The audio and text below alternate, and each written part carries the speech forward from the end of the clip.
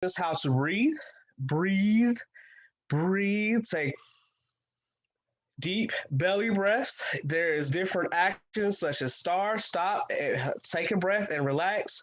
Balloon, candle. We used to do so many things. The kids made up their own. One of my favorites was the ninja, where they had to do a whole pose as a ninja. But this is what they did because when they realized when you get to survival, you have to breathe because your body begins to take oxygen and blood away from your brain because it's being able to fight and being prepared to move, right? So either you're fighting or fleeing, you feel drained from your brain. So going into that state of actually taking a moment, taking a deep breath, getting into your belly, you now have to think and you move back into that emotional state. You can move from that emotional state back to the executive state, but you have to deal with the issue. So you also teach students that it is okay to have a second chance. You have that opportunity to talk it out after you had an incident. You come back when you're calm, cool, and collected. So you get into that executive state. You give them opportunities to regain themselves. When you are ready, come talk to me. You are safe. Acknowledge that they need to feel safe. You are safe. When you are ready, come talk to me. I am here, and be there when they are ready.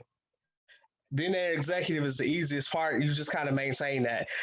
So when we look at our adults who are children that grew up in the education system that was put labeled on or had high suspensions or was told that they weren't going to do anything or in any other cases just the life turned and made a decision for them that they didn't want and they've been stuck in this survival mode, which it does have an economic status, which does happen to show so much in our community. They've been stuck in survival mode for majority of their life. They have high trauma. They haven't dealt with these issues. It could just be simply a death in the family. We know death happens every day, but it hits and grief is not dealt with properly. Grief is not embraced or accepted properly because grief, and I'm gonna give y'all my definition. I had to deal with this myself.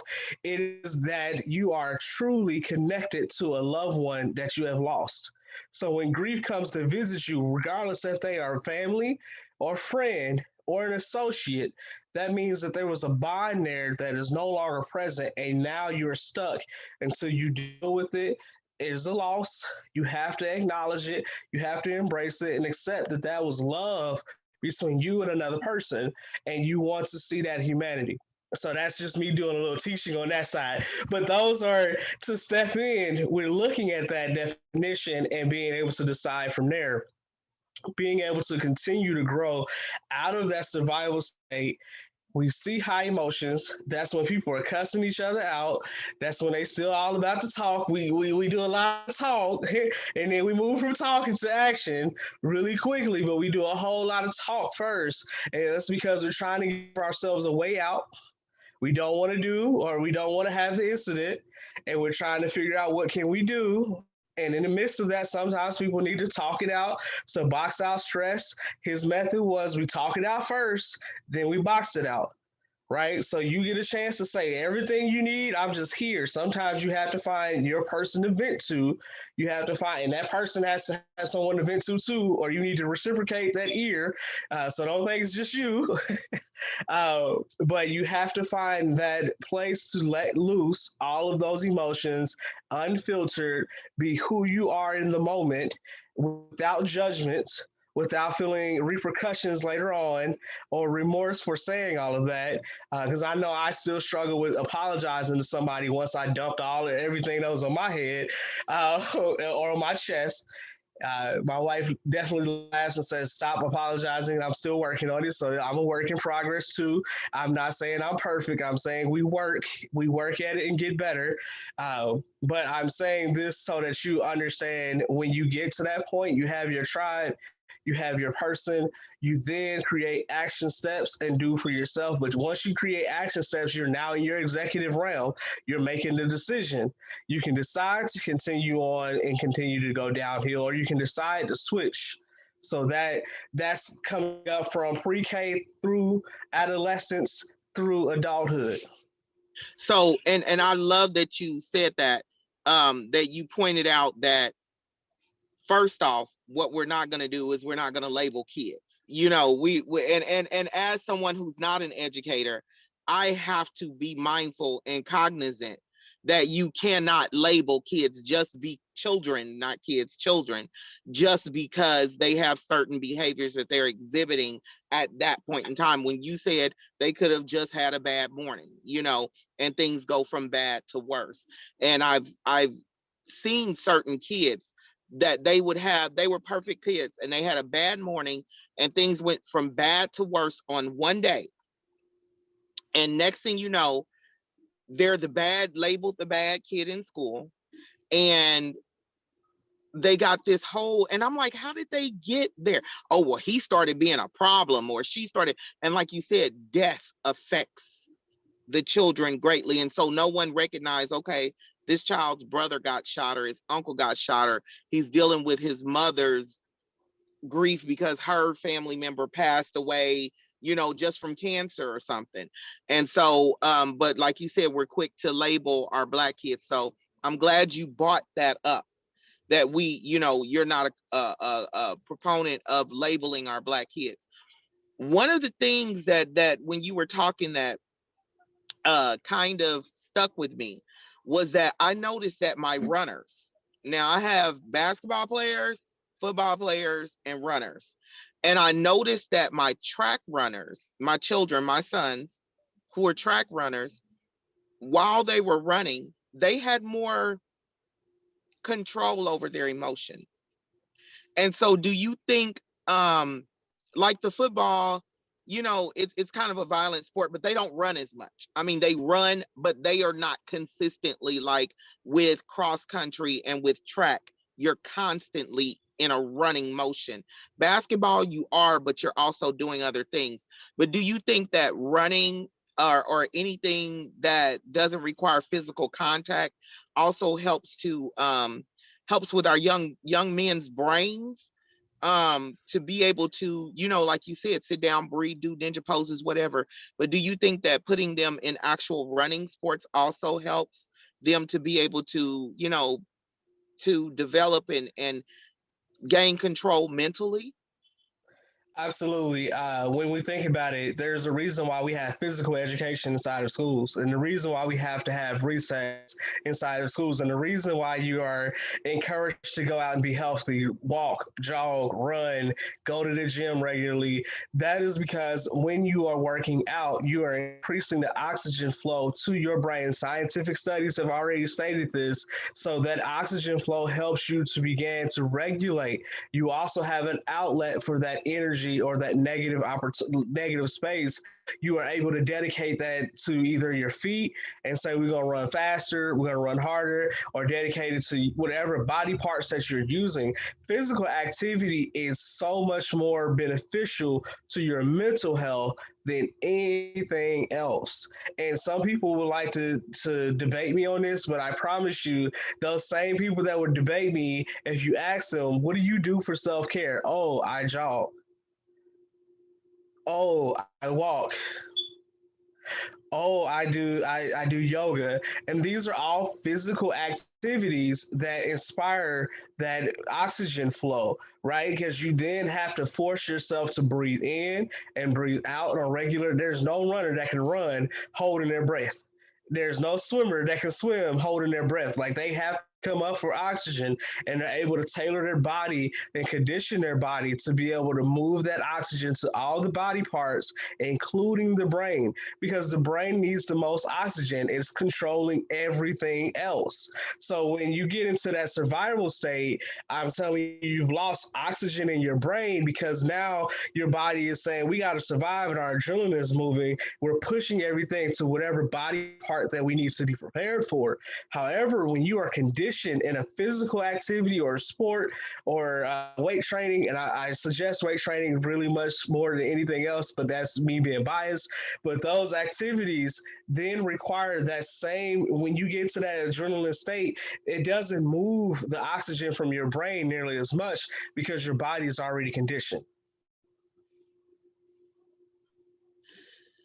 That, when you said that, makes perfect sense to me, because when you all of the activities that you spoke of, that when you said the yoga and the swimming, if anyone knows anyone who runs track, who does yoga, who swims, who walks, who jogs, they're very mild mannered people. It takes a lot.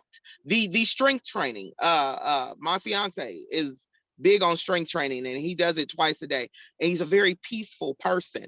And so now that would be, this is where, since we're addressing Black men's mental health, this is where I would love to see those things put in our public schools. Kansas City KCPS can definitely benefit from a weightlifting program, from just having yoga as a way to bring the children down in the buddy room. It doesn't have to be a full-on yoga stretch. You can just be meditation poses or something, or just sitting there meditating and breathing, like you said, breathing that oxygen into the brain. Because you're right when you said that you get into the fight or flight response, because when I was dealing with those issues, I couldn't think straight. But you explained the reason why I could not think straight. And so in not being able to think straight, you jump straight into violence because you cannot think straight. So it makes so much sense. It's actually being broken down. I hope people are really getting something from this video, because you know, we have to heal. And I feel like, and I will keep saying this, and I've said it for years, who heals our men? We have so many resources for the women. We have unlimited resources for the women. And I'm finding out about resources for the men this month. But this is, we will do a Black men's health, even if we do 15 minutes once a month, because this, it's not like the situation is getting any easier in our country. Um, and I'm realizing now, I'm talking to friends who are in Africa, and they're like, oh, it's not just y'all. We have severe mental health issues over here as well. And I feel like anywhere that's been colonized, you're just going to deal with those mental health issues, but it's time to have them addressed. Now, we're staying on the subject of young people, because if you all don't know, Jorge is a teacher. And so he's in administration now, but he taught for, it was over 10 years, right? Yeah, he taught for Yeah, over I got 10 about years. 14 years in the skin, 14 years of skin in the game. Yeah. Whether working as a volunteer for a nonprofit or just different various roles within a school setting. And then the last 5 years before these last 2 years, I was within the classroom by myself independently. So I had 5 years directly in the classroom independently, and then 2 years where I've been more in the admin role. Even when I was actually 3 years, but even that last year, that fifth year, I was still in the admin role doing different things. So one of the things that I was benefited and privileged to be a part of was Kansas City Neighborhood Academy, and we did conscious discipline, and I was able to create the space for our students. Right, I studied the curriculum and designed what was called a rage space. So instead of just having a normal ISS room, which that's where most people like, yep, put a desk, put it against the wall. They come in, they do their work, and that's the end of the story. I created a space where I got donations of a treadmill, boxing equipment, things of that nature. So it was one of those, I knew those fight, flight senses are there. So if you need to run, here's a treadmill, run. If you need to hit something, here's the bag, punch it. Like just making sure that they have that. Or if you need to break something or tear it down, I never wanted to break because I didn't want to clean it up. But if you needed to, we had weights. I made sure there was hand weights, and I still have 2.5 pound balls where they were just lifting that. And these are, I'm talking kindergarten students up to fourth grade. So I wasn't doing a super extensive amount, but you want to look at it when they had the opportunity to come into that space in their full blown out attacks, because I call it that. They were in that rage space. They were no longer of their own selves. When they were in that space, they had that chance to come in, do what they need to do, calm themselves down. And then I also did yoga. I added yoga as a part of it because I had students that were so consistently in my space that I ended up like, might as well teach you because you're already here. So I taught science and I taught yoga to them, and whatever else that was missed out because they were just extra. I would do math and ELA as well. So what I did was the yoga. I just found YouTube videos. There is an actual training for teachers if you would like to do it. Look it up, Yogi KC. I think that's what it's called. It was about a $2,500 expense for the school, but then you're able to bring that practice and volunteers to the school to do yoga. I think it's at King Elementary. The last time I was in conversation, they actually practiced that. They had to change the name from just being yoga to yogi for the simple fact that there's a religious connotation when it comes to yoga versus the just to change the term. In reality, when you are able to control your body in those stretch poses, you're controlling your breath, you're controlling yourself. And then you have that meditation afterwards. The meditation part is where they say it got religious. And I'm talking to an expert. When you tap into meditation, you're able to go to that higher plane. And some people aren't fully there and ready and receptive to that higher plane.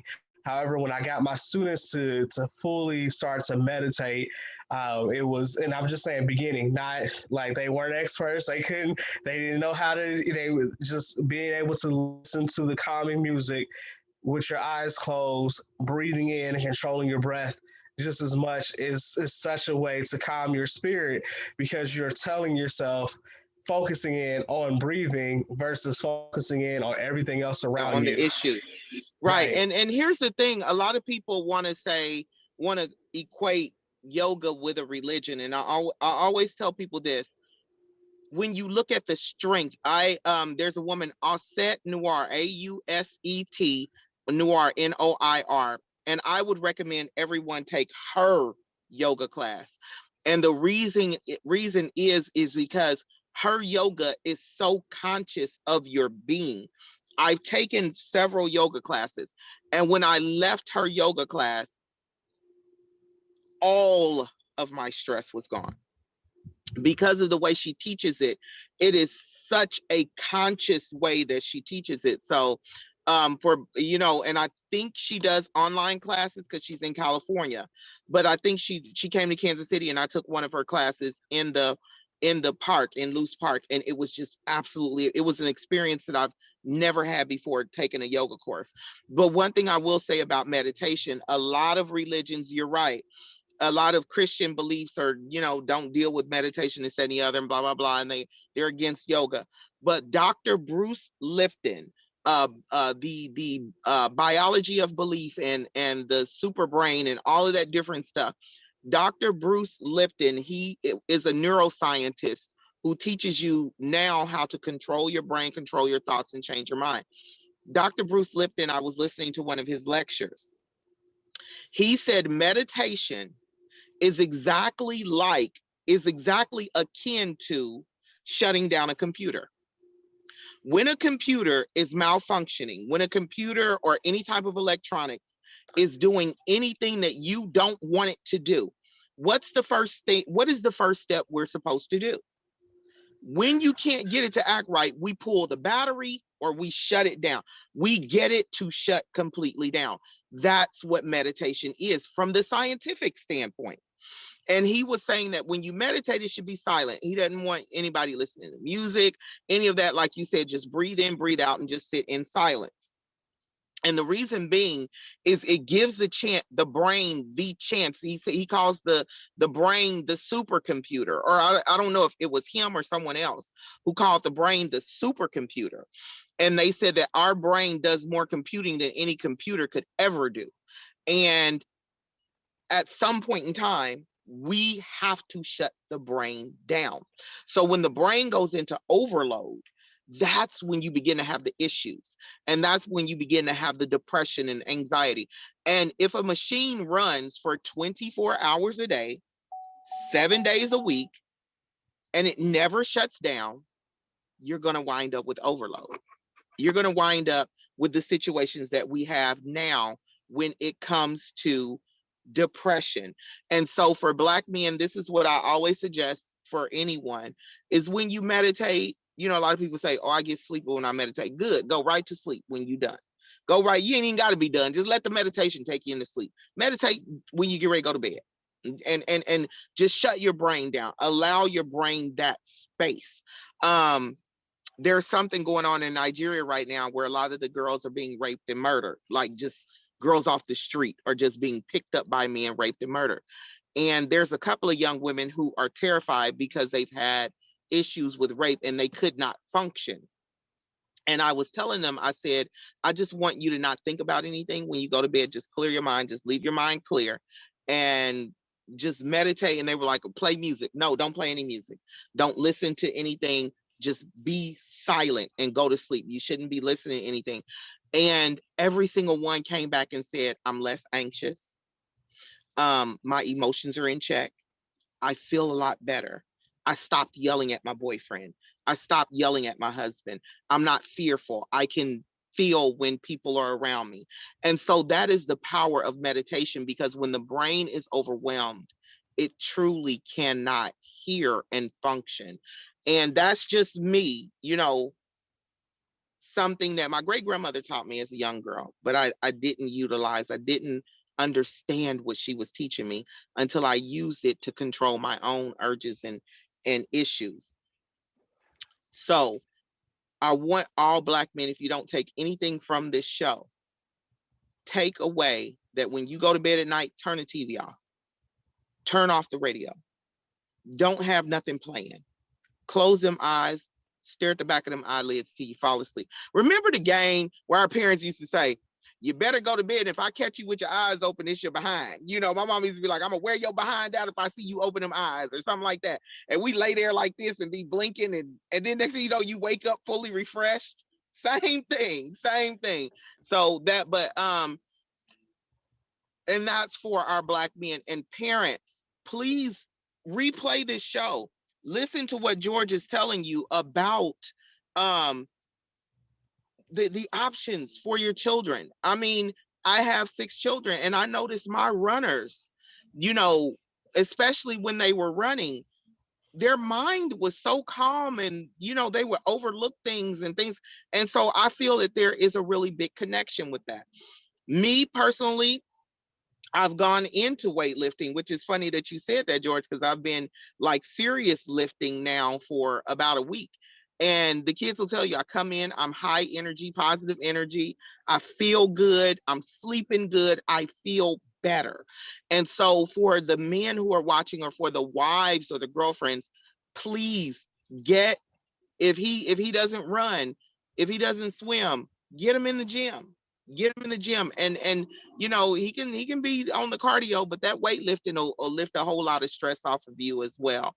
Um, and so, like you said, as an educator, getting back to the children, uh, do you know of any other spots besides Box Out, Stress KC, that offer any type of activities? Let's just go with activities. It doesn't even have to be mental health support just yet.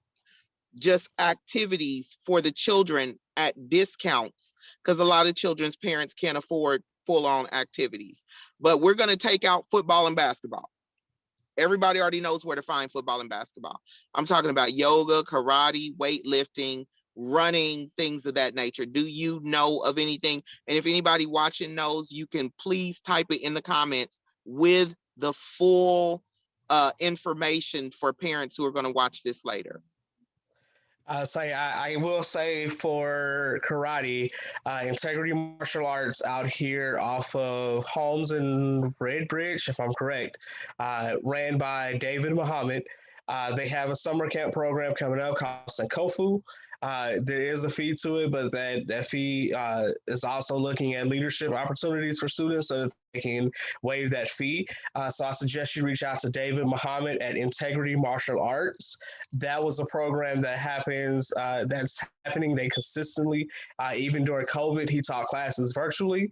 and he held those students to the same discipline regimen, the same conditioning. So before we get into that, the other way of saying it, I have to say this again: discipline is not you giving consequences to your child. That is not disciplining your child. Discipline is the act of doing something. So the consistency of them doing it a certain way is disciplining them. So if you are saying, hey, when you, for example, because we're talking about men, put the toilet seat down. Every time you go, put the toilet seat down. That is disciplining them. Now, yelling and cussing at them when they don't put the toilet seat down, that's just a consequence of not putting the toilet seat down. But put the toilet seat down is the disciplining. And I say this just because I grew up with nothing but women in the household. So I understand this is and now I'm like, hey, listen, this is my house. I'm going to leave the toilet seat up if I want to. She got her own bathroom. So when you get to that level, fellas, go ahead and handle your business, have your own.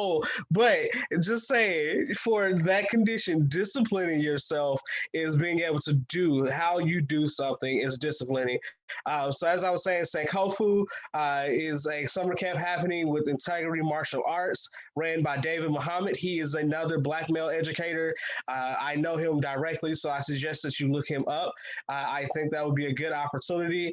I think A-Steam Village is another space, and I say that because we're saying, oh, we're only looking at physical. It's not always physical. Sometimes you got to work the brain even more challenging. So A-Steam Village and BFTA has the robotics programming, and I know A-Steam Village has a summer camp coming up this summer. And so if you're looking into it, look up A-Steam Village. They're on Facebook as well. They have a summer camp program, and technically, they just did a presentation last week, and I was a part of it, where the students from the Red Tails program who worked with area students from grades 6, I think it was 6 through 12, and college students as well. They came, collaborated, got the community input about changing some of the areas on Paseo Prospect corridor around 18th and Vine as well, and trying to make those changes in real time. They did a design project, and they actually presented their design to civic leaders, to community leaders, to community members. I was there. I don't live over here, but I come through all the time. They were like, well, you have input. So they actually took ideas from area people. And I would say those students doing this during COVID. I mean, like this project started last year in 2020. It didn't finish until May of 2021 for them to do their design presentation. That got their minds off of something that was negative, that could have been formulating to negative, to constructive. Get them on that constructive tip. I promise you, it changes them overall. The other portion is that weight training, when you're looking at youth, be mindful that you don't want to do heavy weights. Do light weights and practice form. Get them on the form. Right. No maxed out. No maxed out. I say we don't need a 12-year-old that can lift 250 pounds. It's not necessary. Even though I grew up with one that could, and I could do 115. But I'm saying it's not necessary. Get the light weights, do the high repetition, get them conditioned so that they can move up, because your muscles are going to grow and strengthen in that just by doing the form itself. But make sure that you are instructing them wisely. Have a professional with you. If you can't afford a professional, find your friend that goes and that's willing to actually be patient and teach. But get that weight set. I was telling one of my core members today, yo, you don't have a weight set at home? He's like, nah, I just go to the gym. I was like, hey, just get you a little $100 weight set. Put it in the basement. It helps because you never know what you're going through. It just helps being able to push through it. So I will say that another sport to look at, and I couldn't tell you exactly where, but I want to say Swole Parkway and Hillcrest Golf. Yeah, golf. That is a sport, and so Swole Parkway has it. You can go out. There's a country club on Swole Parkway. They usually do stuff with youth. Find them a golf tournament or a program, put them in that. That will also get them in an environment with other individuals. And I'm going to interject real here. I'm going to interject real quick here about the golf, and I'm going to let you finish. I played golf 3 times. The first time I played golf, I was high strung. I was a teenager. I was always getting into it with people, and I hated it because it was so slow paced, and you had to think, and you had to breathe, and you had to control. And I was like, I'm not doing this dumb stuff. And I threw my club because I couldn't get the putt in the hole. And but the other two times that I actually went to the course, golf courses is two different ones. I think it might be more than two, but I've been to two in Swope Park. There are two different golf courses in Swope Park. And the other two times I went, it was so relaxing because I was out of that mindset. But I was like, man, and another thing, because we went to play golf, fishing.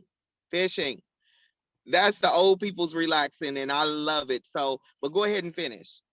Yeah, and they have fishing days, but fishing tournaments for youth as well. But not to solely focus on that, but AMF Pro Bowl and other bowling alleys, they have a summer program where you can sign up. You pay a fee. Your kids go in. That fee is it. That's all. They go almost unlimited during the summer. So just as long as you have access to it, go It's because that kids is bowl physical. free. My kids were part of that. Kids bowl free and kids Google kids KIDS bowl BOWL free FREE, and it's normally the AMF lanes. My two youngest were part of that, and it's also kids KIDS skate SKATE free FREE, and they give the parents a really cheap rate to where you can bowl or you can skate with your children. But go ahead. I'm sorry. Yeah, no, you're fine because those we just said all these different physical activities that you can do, but a lot of it is that you got to remember your kids are not away from you, so you have to also think about what you are conceiving or receiving, and then what you're consuming. So what you conceive and what you consume have an impact on your kids. So if you're watching a lot of violent activities and this is the only solution that they have, or the music that you play is only about one way in one direction, and so they only grow up thinking that this is the only avenue, then you have to look at that's what they're consuming because that's what you're consuming. I will say I disagree with the silence and meditation for the simple fact that I know some people, and not just me, but I have a condition where when it's completely silent, my ears will start ringing, and it causes me to drive. It drives me nuts. So I have to do some kind of noise in the background because that ringing that I have, I constantly deal with. That's just a condition that I have. So I will say, know yourself. Attempt to do it the proper way until you are able to say conceptually, like, this is not going to work for me in this manner, and figure out what's the best way for you, because meditation is getting out of your head and getting into that other space, controlling your body and focusing on breath. I love meditating in a sauna or a steam room because then I'm looking at how the breath comes in hot and leaves out cool. And so being able to pay attention to that because that air is different, and then stepping out is another way. But I wanted to say something for teachers while I have it up on my mind. Mindcatcher is doing an event. It's called Mindset Teach-In, Leaders and Wellness Insights from the Site's Leaders of Color. It's happening May 13th. It is free. Sign up and you look up Mindcatcher, Mindcatcher, and it's from 5:30 to 7 p.m. That's this upcoming Thursday. If you find an educator or educational leader, find a tribe. We share information. Follow the Coalition Speaks. Every Monday we have a conversation at 5 p.m. It lasts to almost 6:30 on regular cases because that's what happens when you have quality people talking to each other, and they knows exactly what I mean because I'm in it. So go ahead and follow because we share these resources. We were just talking about mental health. We'll have Rishi Sherry on that program. I think next Monday.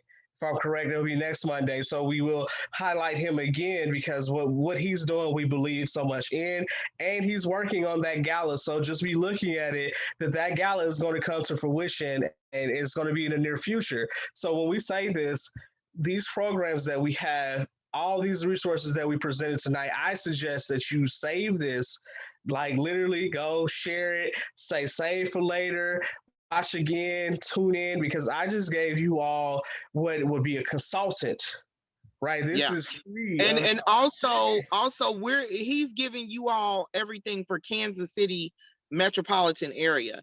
If you're in a different area, I have people who watch my show from all over. It's not just the United States, any area. Put in the things and the places and the locations and things like that. I'm going to say this publicly so that I will hold myself accountable. We have a young man where he did a documentary called Art Saved My Life, Damon Lee Patterson. And he's got, that is something that addresses the mental health of black men, being able to be artistic and being able to have that release.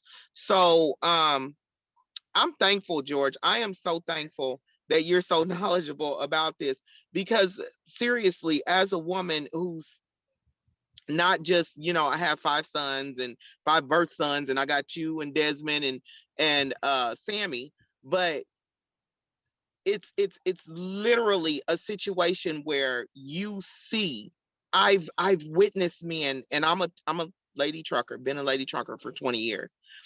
And I've witnessed men go from being some of the most happy and jovial people you want to meet, to where when you finally see them 15, 20 years later, they're torn down physically because of their mind.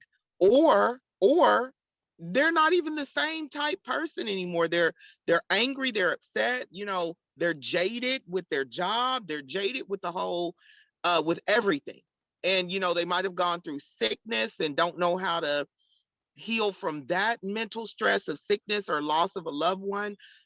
We all know that when men lose their mothers, that is a heavy toll. It hurts. It hurts for them to lose their father. But when men lose their mothers, that is something that they have to figure out how to come out of. So when the children who are young boys who lose their mother, I was unfortunate enough to have classmates, to watch classmates have to decide what type of person they are going to be as young as elementary school, because their mother's no longer there, and these were boys. So my focus is to make sure that we have, the Lene Gray Show has devoted this platform to, every week we will, I've already said, we will provide, even if it's just 2 minutes of information to help our black men heal mentally. And I have to keep remembering that Richie Cherry said, it's not our job to heal. It's our job to, basically give an outlet and give resources, but it's not our job to heal. So I have to get that out of my head of saying to help people heal. But if you do anything, I want you to take this week's show and last week's show, and I need you to download the show, share the show. On both of the shows, put the different resources that you know about in your state, in your city, in your country, for those who may need it. Like I said, we're just not going through here. We're going through wherever, people have been colonized. absolutely, Um, because people fail to realize I'm not. When I say things, this conscious discipline is a national curriculum. That's just not a Yes, Kansas City, you said she's out of Florida, out of so Florida. I know it's a national. Yeah, yeah, Yeah, and and so all of these, and I think every resource that we plugged in, even though I'm plugging in specifically local stuff as well, these are all things that are happening all over metropolitan areas.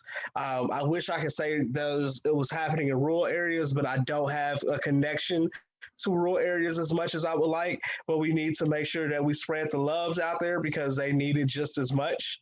in the Uh, rural areas, as a truck driver, normally the rural areas really do not have a lot for black men. They and they're in the position where, even when the young black men go to school and everything, and they might say, hey, I feel discriminated against. Oh no, you're mistaken, they didn't mean it like that. And so those kids, those young men, have to sit with that emotion of knowing that they've been discriminated against, or even in suburban areas. But the rural areas, they really need this type of assistance. So, um, like George said, I want to keep reiterating Fuller for the people, Jorge Fuller. So because he will run for office again, and y'all see how amazing he is. Y'all see how that he belongs in an office, any office he chooses, he belongs there. So, but I'm gonna go ahead and let you finish. We got like what 3 minutes. I'm gonna go ahead and let you finish and do your rundown. When he said BFTAA, that's Black Family Technology Awareness Association. That is part of the KUAW family. I will say this: A STEAM Village and BFTAA is much needed, because when we can get our children's brain, my dad started us out doing puzzles and we had Legos and we had, when you were able to sit and concentrate, you actually forget your problems. You actually, when he said those children didn't have enough time to focus on COVID because they were basically doing city planning, development, he's telling the truth. You don't have time to worry about everything else that's going on around you because you got this project to get done. So BFTAA is Black Family Technology Awareness Association. Them and A STEAM Village are accepting donations, as well as boxoutstress.com. But go ahead, George. I'm sorry. Yeah, I was loving the fact that we threw them in. I have to throw in another program because I'm on the board, and this is the Village KC. We have an arts program for students. We have a board leadership position for students. We actually have a youth advisory board that just got started up. Uh, we are looking for donations. I'm going to tell you there's ways to donate. You can donate in-kind donations, so just things that you have. You can donate $5 on Fridays because we do $5 Fridays. You can come to our Black Business Vendor Fairs, or you can, if you don't think that works out, because I know sometimes we just like, hey, how much you want, how much you need. We got 3 packages. We had $250 package, which will still include some Village KC swag and some gear and acknowledgement for you. A $500 package, the same thing, just a little bit more swag, and definitely a little bit more acknowledgement. $1,000 package. And that's of course the most swag and all that good stuff and acknowledgement. But I'm telling you, your money goes directly to your youth. When I say it does not, like, this, I'm literally our executive director. She is doing a lot of this out of the kindness of her heart. I wouldn't be supporting it if I thought it wasn't doing it. And when I say that it goes back to your youth, we had a Feed the Village initiative that started in COVID last year. We're bringing that back during the month of June and July. So if you would like to volunteer, just look up the villagekc.org. There's a volunteer form, join the village form. All you got to do is click those and we will contact you. Fill that out if you would like to donate. The $5 Fridays is the easiest way. It's a Cash App or PayPal, the $ the Village KC. Don't tell me you can't just throw five on it. We know you can. And they are Put offering one on it. Put $1 on it. right. Put a one in that tens place value. But Yeah. they are doing arts programming, and when I say arts programming, I'm talking about we have a dynamite artist, Vivian Blewett, who's also one of the artists of the Black Lives Matter mural. Her mural is on 63rd and Brookside. As well as we have a fitness program. So there's a Village Fit. It's 30-minute sessions. These are fitness professional trainers that do this for 30 minutes for free. It's free to the consumer. So all you got to do is click the link and follow it. It's on Instagram and Facebook. And then you just That's do good. the activities. And then we also have a creative writing session that happens. And then we'll be bringing back teen night. So just know, matter of fact, Nate, I need my young little brother GQ Smooth. He got to go ahead and fill out the application. Yeah, Where you GQ, I see him see you saying, over there. Hey, I need you to fill out the application to join the youth leadership. And y'all, you already know I pull y'all and stuff, so don't even be hiding. Matter of fact, I'm gonna tell you fill out the application so that you can get on the youth board. It is a resume builder. Plus, we just finished out. We're at the conclusion of our scholarship So your money will go towards the scholarship, the Donald Saffold Junior Scholarship. It is Awesome. $1,000 towards whatever educational institution you're going into. So it could be that you are going into trade or going in directly to a college, community college, or university. So we are looking to help you and in the selection process right now. So for those that are donating, know your money is going directly into the hands of the students or directly into the services for students. I want to thank you so much, son. George Fuller, Jorge Fuller for the people. This is the Lyne't Gray Show. We're going to do men's mental health. This is the Mental Health Awareness Month on the Lyne't Gray Show, but we're going to keep focusing on men's and young boys' mental health. And the reason being, we have so many resources for women. We need to get the resources out and get the information out for men. Um, next week, I think I have to look at my schedule, because if next week is the 20th, I do have a guest on there, Orly McKenzie. She's coming back to talk about her organization, but we will round up the month with more mental health, men's mental health. And I'm looking to have several guests, and one of my guests is, y'all already know, I'm looking to bring him back, Daniel Davis, Positive Energy, because his Positive Energy brand is infectious. It feels good. Everyone who sees me wearing my Positive Energy gear, they're like, where'd you get that from? And, they're always smiling. So I want to thank you all for watching the Lyne't Gray Show here on KUAW, Knowledge, Understanding, and Wisdom, Kansas City's first global community radio station. Thank you, son, Jorge Fuller, Fuller for the people. And I want to see you all next week. We will be back with Miss Orly McKenzie next week, if that's the 20th, because I think she said it was the 20th. That's the following. Um, it's That's the the following following. week. Yeah. See, y'all, I work so much. I work 6 days a week. I don't know. I had to remember today was Tuesday. If I didn't have people who was like, yeah, you got your show tonight, don't you? I'd be like, oh my gosh. So, and I actually went to work twice today. So yeah. Uh, Pray Matter for of a sister. tell little brother before you hang up, we gonna go ahead and get him on the board. He already, and it's already, yeah, no, it's already got I'm UA. gonna call you as soon as the store is as soon as the show is over with, and you can put him. Go ahead and do everything you got to do, because we at 8:59, and I want to thank Mr. Walker. Thank you again, Mr. Walker. Every single week, I am grateful for you for keeping us on air and keeping us in contact with the people. This is the Lyne't Gray Show, and I'm signing off. I will see y'all next Tuesday, if I can remember what day it is. I will see y'all next Tuesday. Y'all take care and have a beautiful, beautiful week. Joy, love, peace, happiness, health, wealth, well-being, total enlightenment, prosperity, success, and affluence to you all. Take care. Bye-bye.